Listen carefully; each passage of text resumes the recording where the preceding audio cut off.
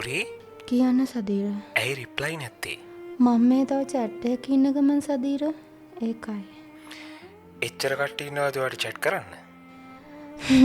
අනේ එහෙම නෑ සදීර මේ ගෲප් චැට් එකක් අපේ. හරි එහෙනම්. දැන් ඔයා කටින්ම රිප්ලයි එක දෙන්නකෝ. මොනවටද? නූරි කතා කරන්නකෝ. ඔයා මොනවද සදීර මේ කියන්නේ? ඔයාට ඇහෙන දේවල් තමයි. ඔයා දන්නවා මං ඉන්න තත්ත්වය. දන්න නිසා තමයි අහන්නේ. සදීර මෙච්චර දේවල් වුණාට පස්සේ ඔයා හිතනවද මට පුළුවන් වෙයි කියලා ආයෙ කෙනෙක්ව විශ්වාස කරන්න?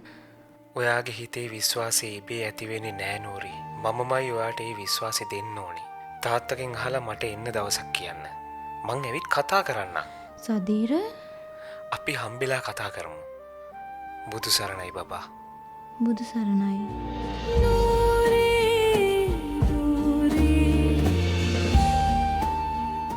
මනෝරි සෙහසා ගොඩැල්ලවත්ත රචනයක්. අපේ කාලේ ෆේස්බුක් ප්‍රේම වෘතාන්තය. නූරි ළඟදීම